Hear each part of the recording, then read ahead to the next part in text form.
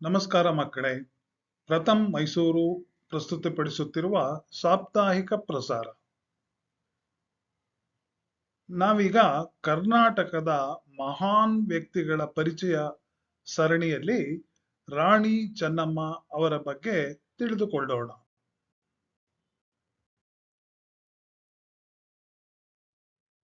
ರಾಣಿ ಚೆನ್ನಮ್ಮ ಅವರು 1778ರಲ್ಲಿ ಬೆಳಗಾವಿಯ ಉತ್ತರದಲ್ಲಿರುವ ಒಂದು ಸಣ್ಣ ಹಳ್ಳಿ ಕಾಕತಿಯಲ್ಲಿ ಜನಿಸಿದರು.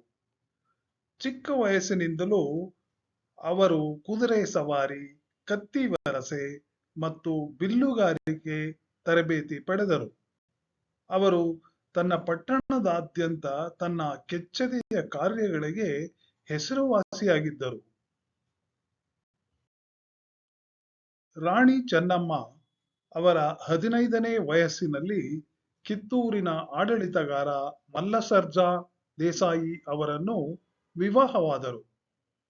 ಆದರೆ ಆಕೆಯ ಪತಿ 1816ರಲ್ಲಿ ತೀರಿಕೊಂಡರು.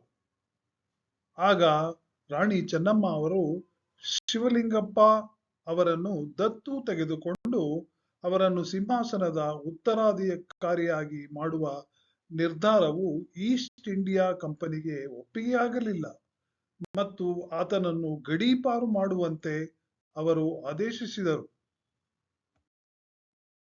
ಆಕೆಯ ನಿರಂತರ ಪ್ರತಿರೋಧದಿಂದಾಗಿ ಬ್ರಿಟಿಷ್ ಸೇನೆಯು ಕಿತ್ತೂರಿನ ಮೇಲೆ 21 ಅಕ್ಟೋಬರ್ 1824ರಂದು 20,000 ಸೈನಿಕರು ಮತ್ತು 400 ಬಂದೂಕುಗಳೊಂದಿಗೆ ದಾಳಿ ಮಾಡಿತು. ರಾಣಿ ಚೆನ್ನಮ್ಮ ಮತ್ತು ಸ್ಥಳೀಯ ಜನರು ಬ್ರಿಟಿಷ್ ಆಕ್ರಮಣವನ್ನು ಬಲವಾಗಿ ವಿರೋಧಿಸಿದರು. ಠಾಕ್ರೆ ಕಿತ್ತೂರಿನ ಮೇಲೆ ದಾಳಿ ಮಾಡಿದರು.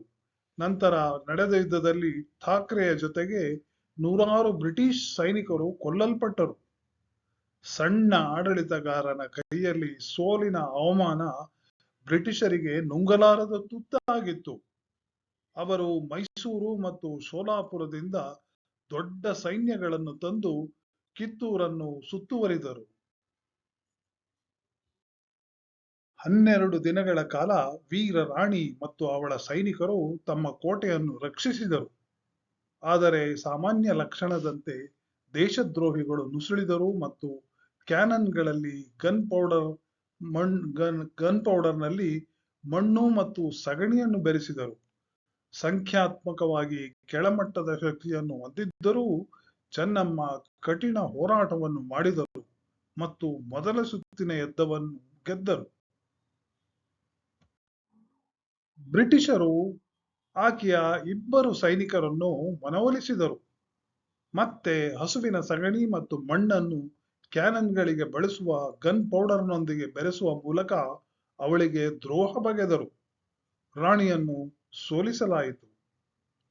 ಆಕೆಯನ್ನು ಸೆರೆಯಾಳಾಗಿ ಕರೆದುಕೊಂಡು ಹೋಗಿ ಬೈಲಹೊಂಗಲ ಕೋಟೆಯಲ್ಲಿ ಜೀವಾವಧಿ ಶಿಕ್ಷೆ ವಿಧಿಸಲಾಯಿತು. ಅವಳು 21 ಫೆಬ್ರವರಿ 1829ರಂದು ನಿಧನರಾದರು. ಅವರು 1829ರಲ್ಲಿ ಸಾಯುವವರೆಗೂ ಪವಿತ್ರ ಗ್ರಂಥಗಳನ್ನು ಓದುತ್ತಿದ್ದರು ಮತ್ತು ಪೂಜೆಯನ್ನು ಮಾಡುತ್ತಿದ್ದರು.